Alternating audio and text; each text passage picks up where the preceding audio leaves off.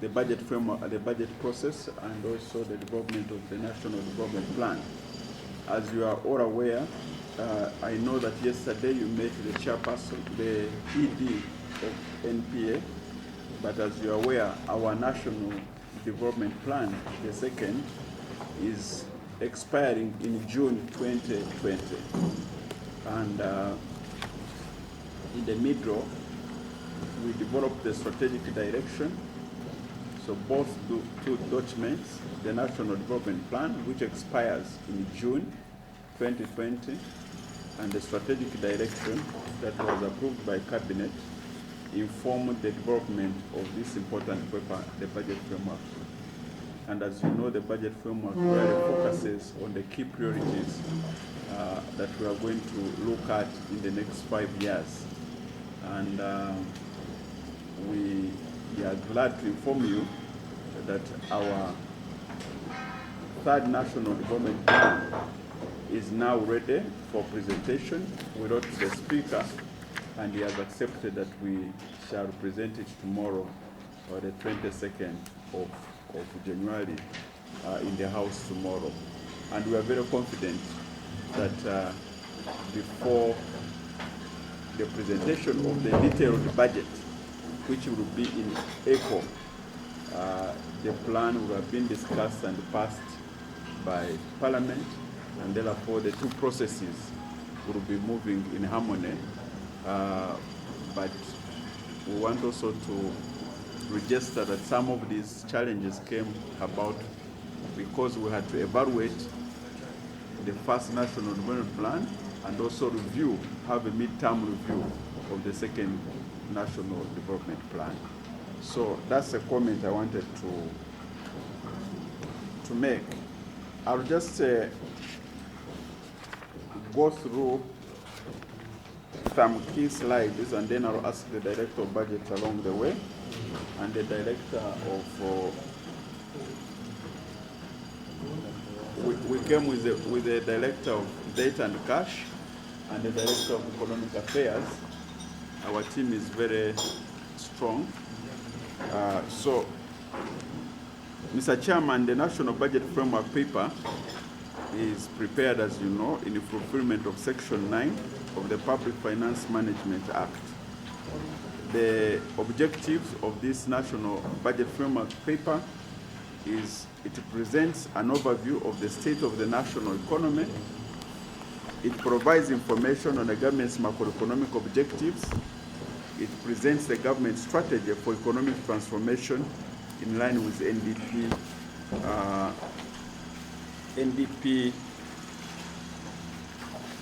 in line with NDP2 and the strategic direction. And as I said, this NDP3 will be laid on the floor of the House tomorrow. And I've given the reasons why it will come to that level, despite the legal challenge that it has. So the state of the economy, Mr. Chairman, is that the economy grew at 6.5% in real terms during 2018-2019. And after rebasing, and this question has been asked, and I'll ask the Director for Economic Affairs shed some light at some stage why rebase and the standards that we use to rebase our economy. We don't just change, we don't just rebase for the sake of rebasing, but there are fundamental reasons why we do that. So after rebasing, the size of the economy was discovered to have increased from 109 trillion to 128.5 trillion. The good economic performance was on account. Yeah, we can give the figures in US dollars, but this is in Uganda shillings. Okay. The good economic performance, this good economic performance was on account of increased private and public sector investment, continued recovery in agriculture, significant growth in manufacturing, and relatively stable global economy, which supported trade. The industrial sector, Mr. Chairman, has surpassed the services sector as the fastest growing sector in the economy. There has been infrastructure development, industrial parks of Namambe, Luzira, Mukono, Mbale, and Kapeka. Uganda also registered, for the first time in many years, a trade surplus with the East African community in financial 2018-2019.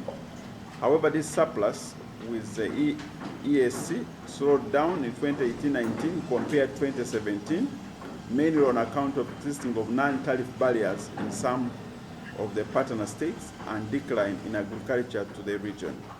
Uganda now has surplus production because of new factories and an increase in the production of agricultural commodities.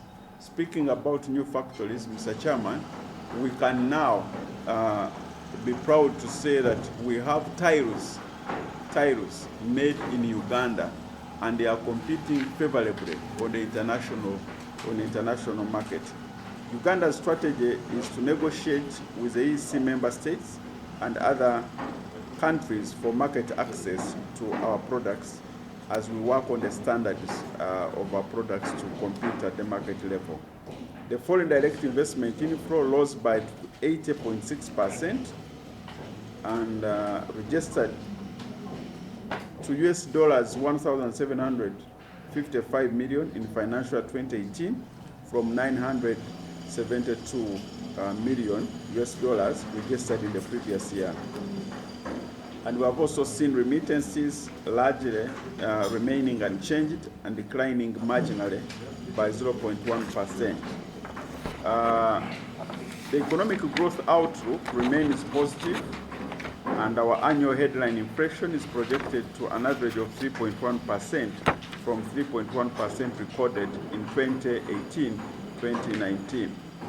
The exchange rate is projected to remain relatively stable, largely supported by improved inflows from coffee, tourism, offshore portfolio investors, and foreign direct investment, especially in oil and gas.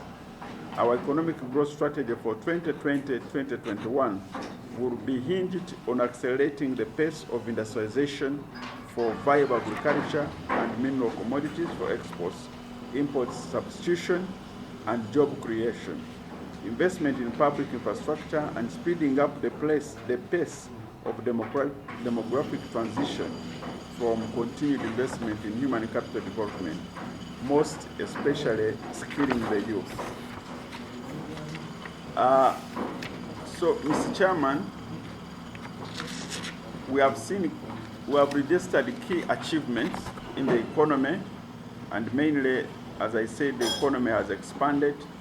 Domestic revenue also increased from 5.2 trillion in 2010 to 16.359 trillion in 2018-2019. And we keep showing this trend so that we remind people where we are coming from every other time. Our total exports of goods and services grew from 5 billion, 5.3 billion, and total paved roads network as a percentage of total national loads more than doubled from 8% to 21.1%.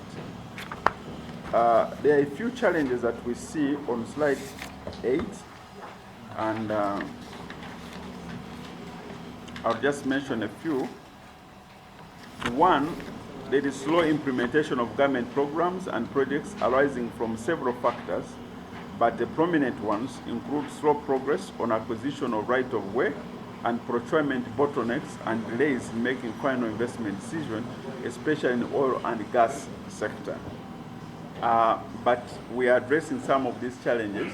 For example, the Committee of Finance has finished the amendments to the PPDA Act, and we hope it will largely address the procurement bottlenecks that we have been facing.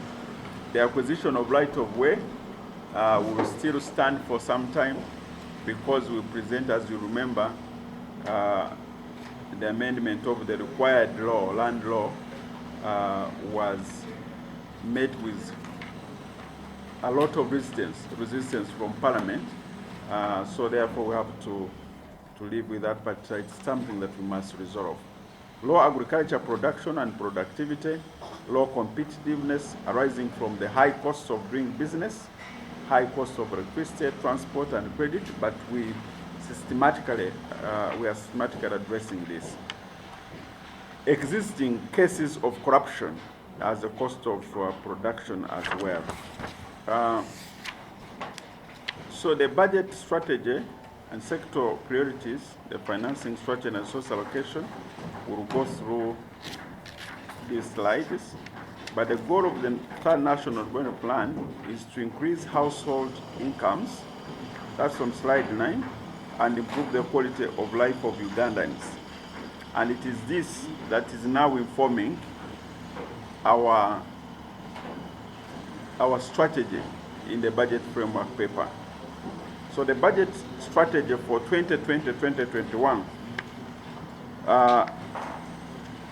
is to address challenges hindering the speed of economic transformation, rural economic development, expansion of industrial base, job growth, and the delivery of essential social services under the theme Sustainable Industrialization for Inclusive Growth, Employment, and Wealth Creation. We have laid down, Mr. Chairman,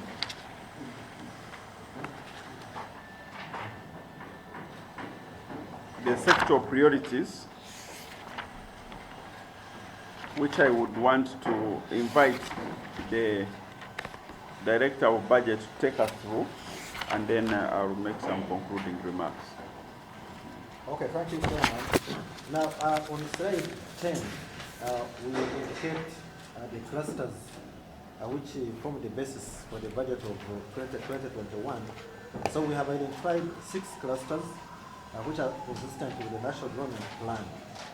One is increasing production and productivity in the productive sectors of the economy, enhancing private sector competitiveness, consolidation and increasing the infrastructure stock, as well as rural economic development, improving social service provision and addressing issues of regional equity, improving the effectiveness of governance, and also maintaining peace and security. So these are the broad thematic areas that have become the basis for the budget of 2020-21. So the expectation is that all the sectors do align their sector priorities as well as the allocation of resources, and also identify the specific interventions which will address these broad thematic areas. Now on slide number 11, on the cluster of increasing production and productivity, we have again identified key specific interventions that the budget of 2021 will undertake.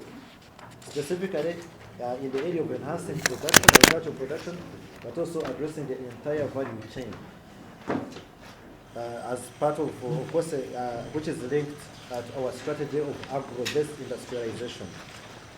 Number 2 is addressing the issue of value addition to minerals and also the petroleum resource to ensure that there is commercialization of oil and gas as well as minerals. Number 3 is the expansion of the manufacturing base in order to increase export promotion, but also address issues of import substitution. Number 4 is addressing issues of scientific research and innovation. Number 5 is addressing issues of tourism, particularly taking advantage of the rich biodiversity that Uganda has. And then, of course, last but not least, addressing issues of climate change as part of that whole cluster of increasing production and productivity in the economy.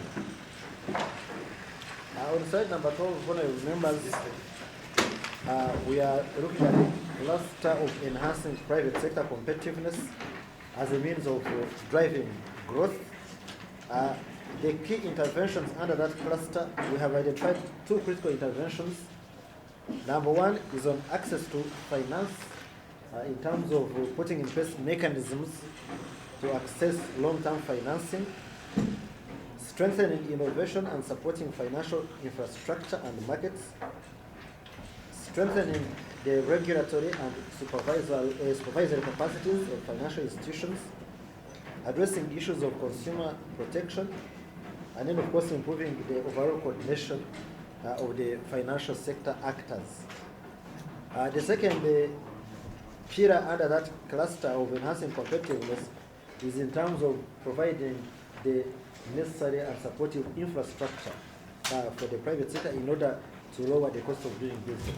And this is in terms of energy infrastructure, ICT, transport, and also looking at aspects of urban infrastructure. So we believe that by undertaking those two interventions, we're actually be creating a conducive environment for private sector competitiveness.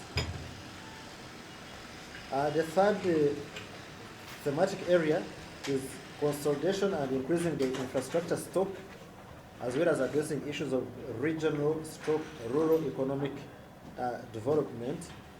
These are categorized under the infrastructure sectors as we all know them in terms of energy. And under energy, we are looking at, first and foremost, of course, completing the ongoing hydropower project, and in this particular case, the main one being Karuma, of course, as we know, but also ensuring that this power can be evacuated, okay, by way of providing the requisite transmission infrastructure, but also working on the distribution network. Now, on ICT, the main priority will be expanding the coverage of the NBI, the National Backbone Infrastructure, to ensure that there is general ICT connectivity across the entire country. And then, of course, supporting interventions that will help to attract investment in the ICT sector. On slide number 14, we talk about transport infrastructure. And here we are looking at, of course, continuing our investments in road development, but also prioritizing road maintenance. Because it is normally a futile exercise if you are able to develop the roads, but then you are not able to maintain these roads. So our priorities will largely focus on that. But of course, in addition to that, we shall continue interventions on supporting the national airline. As you know, the Uganda Airlines is now operational. So in the coming budget, we are going to ensure that it becomes fully operational by taking on additional planes and also routes. And then, of course, work on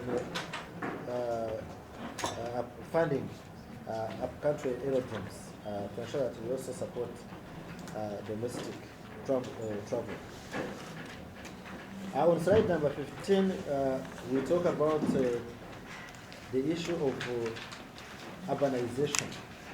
As honorable members, you know, Uganda is one of the fastest urbanizing country in the world, actually, if it's not the first urbanizing country. So because of that, we need to ensure that we provide sufficient infrastructure in the urban areas in order to address the pressure that naturally arises from the movement of people from rural to the urban areas. And specifically here, we are looking at interventions to do with facilitating particularly the urban areas to have physical plans, issues to do with decongesting Kampala by improving not just infrastructure in KCCA, but also in metropolitan Kampala.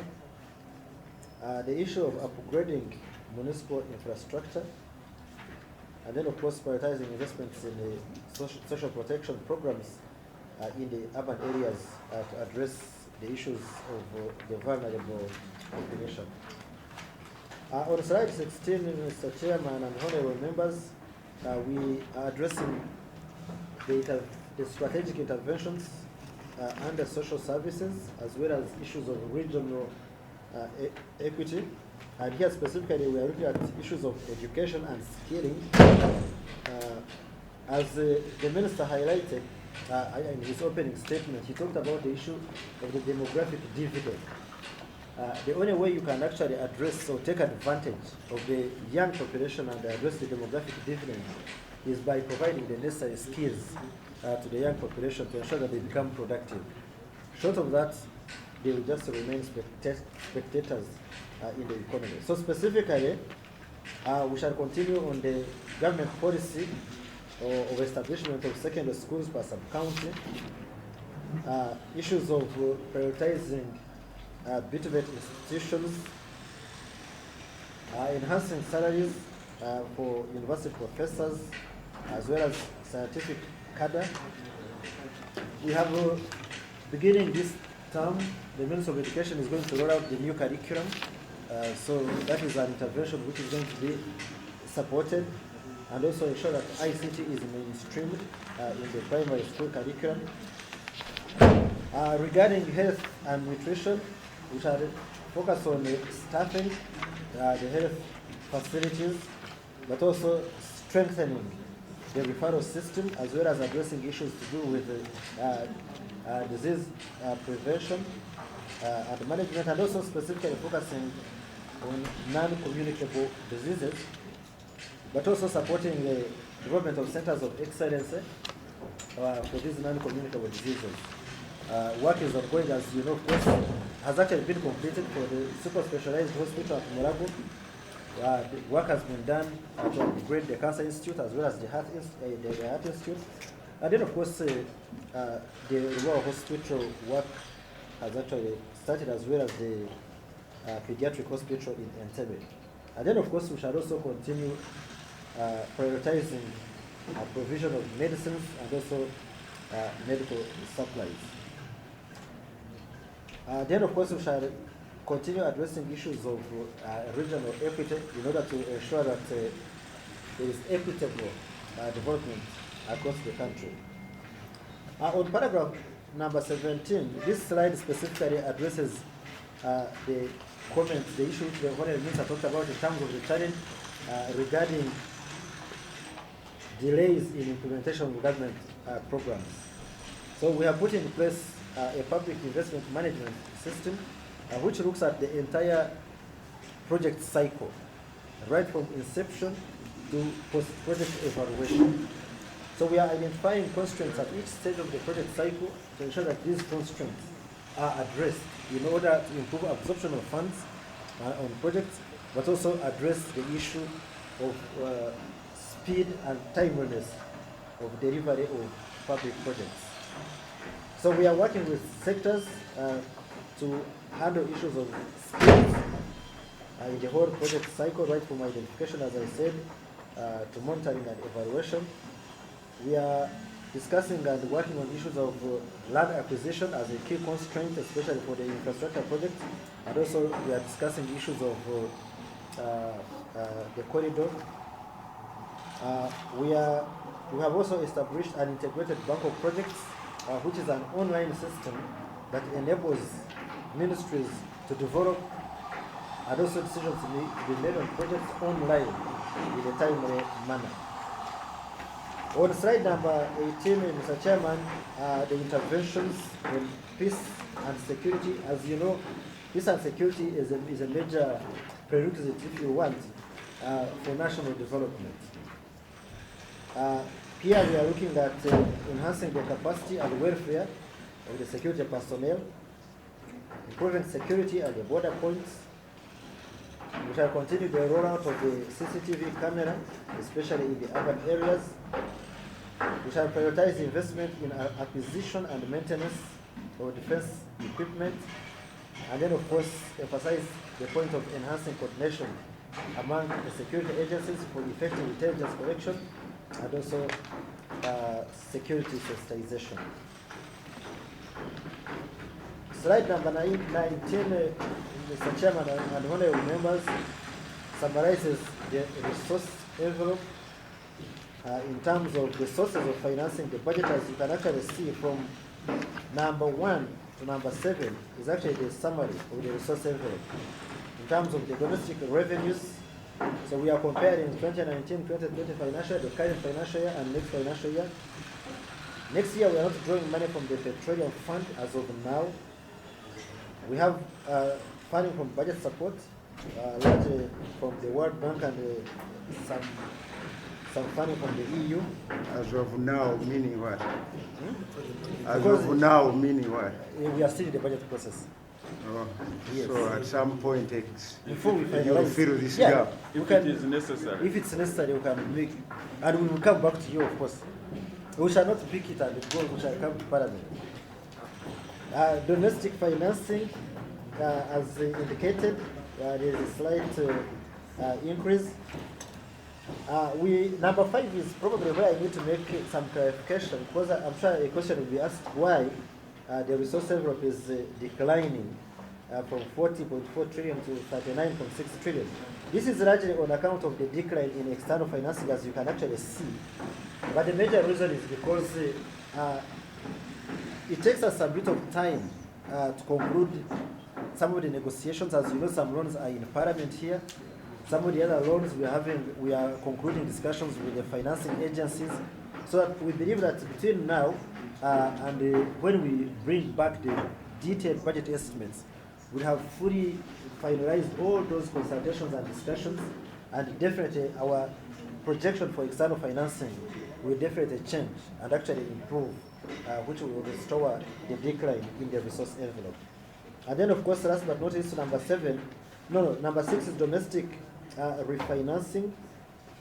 This is more or less the debt which is rolled over, arising out of domestic borrowing. And then number 7 is the resource which we get from local revenue. We are maintaining the estimate at 201, but we are working with the local governments to ensure that we get accurate estimates from the local governments. So depending on the estimates we get from the local governments, this figure is also bound to change. So that is essentially, Mr. Chairman, is what the resource envelope is. So as I said, 1920 was 40.4 trillion. Next financial in the DFP, we are projecting at this stage in the budget process, we are projecting 39.6. And then we run it down. The reason why we run it down is because we try to show the discretionary resources. Okay? So we remove external amortization, that is payment on the principal debt, which we do not have control over. We exclude the external financing, domestic refinancing areas, and then the local revenue, in order to arrive at what we call the Government of Uganda MTF, which is line number 13. But also moving ahead, if you want to know, because even within that, there are some areas which you do not have discretion over. Because out of the 23.8 trillion, we have to pay interest on debt, both external and domestic. We net off the money for BOU capitalization. And then we also get budget support, which is earmarked. So the reason we run it down is because this budget support, yes, it is budget support, but it is actually earmarked. So we cannot pick it and use it for any other purpose. Now, when you do that, the discretionary resource becomes 18.8 trillion. But also remember, this 18.8 trillion includes money for statutory obligations. So it is not purely discretionary in that sense, because out of this money you have to pay the wages for ourselves and yourselves, you have to pay pension obligations, and of course other statutory obligations, and then of course the rest of the money goes for service delivery. Slide number 20, Mr. Chairman, essentially puts that resource envelope in a pie chart form. So essentially to show, and as you can actually see, the bigger portion, of course, of the resource envelope comes from domestic revenues. Local revenue, of course, is shown as 0. That is on account of rounding off, so it is not 0%. It is like 0.something%. Slide 21 explains what I have already talked about, which is the major reason for the decline in the resource envelope at this point in the budget process, which, as I said, as we do more reconciliation, we'll come up with more firm numbers between now and when we finalize the budget in about 2 months' time. So the next slide, number 22, is on debt financing. So in terms of, I would like to request my colleague before Paris. Okay. Yes, maybe I can finish and then I can conclude. Okay. The slide summarizes our debt stock as at end of June 2019. The debt stock stood at US dollars 12.5 billion. Like the honorable member was asking why we put the GDP in shillings. So this time we have put the debt in US dollars. 12.5 billion United States dollars, of which external is 8.35 billion, approximately 30.85 trillion, and domestic debt is about 4.2 trillion, or 15.5 trillion.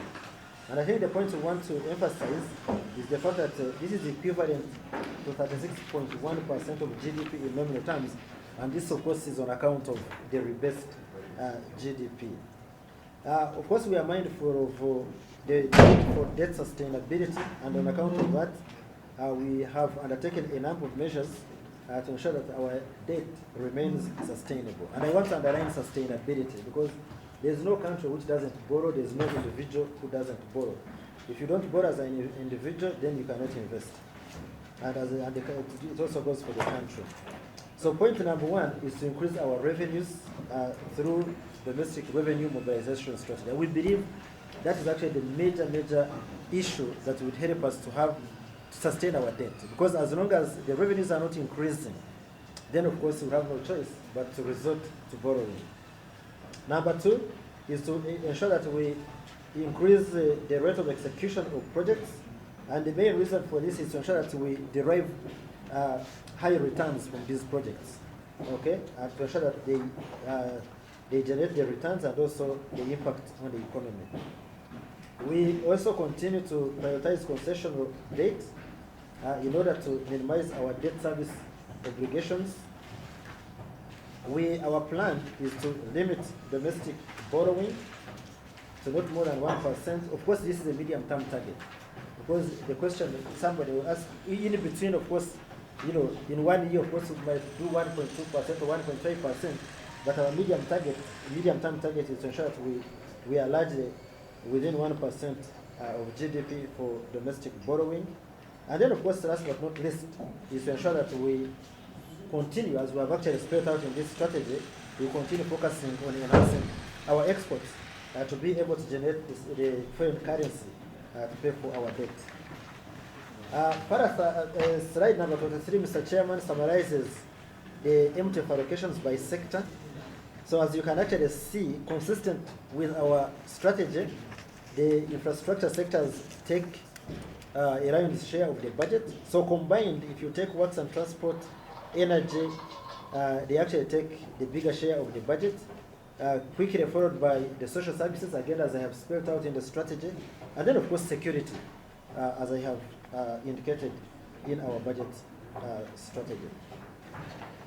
So maybe now I can hand over back to the Minister to do the conclusion, but in a nutshell, Mr. Chairman, those are the sectoral interventions that are anchored on the work which has been done, both in terms of the NDP 2, which is ongoing, but also the strategic direction of the third NDP, and which are well highlighted in the budget framework paper for the coming financial year. Thank you, Chairman.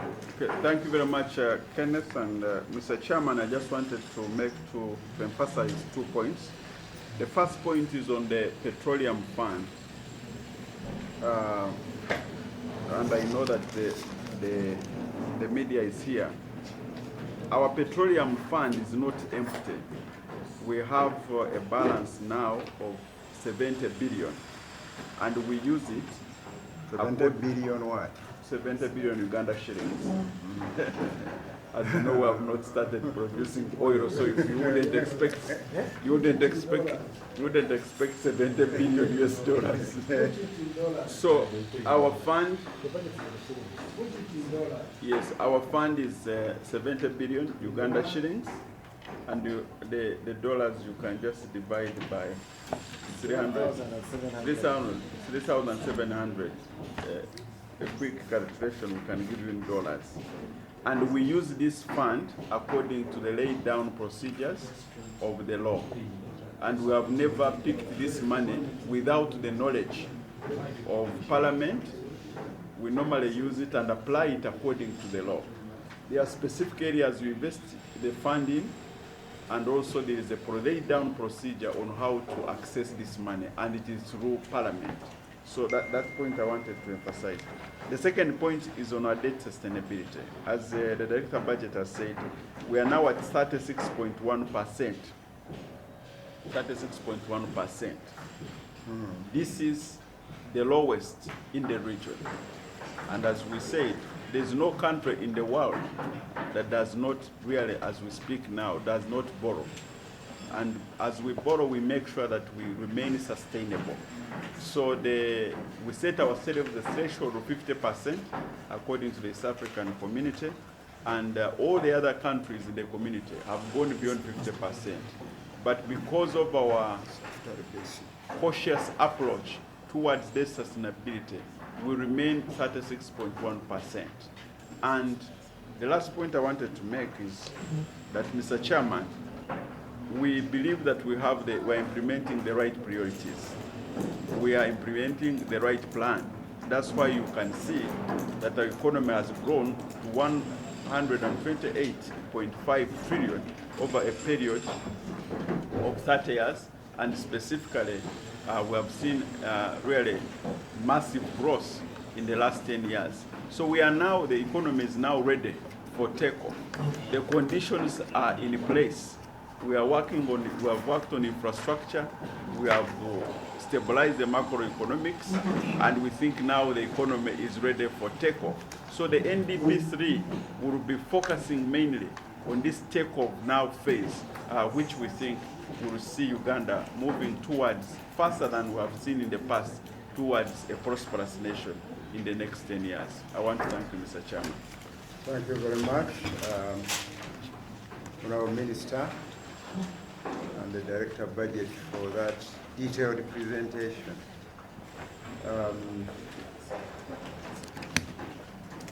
Certainly members will have a number of issues to raise with you, but before they do,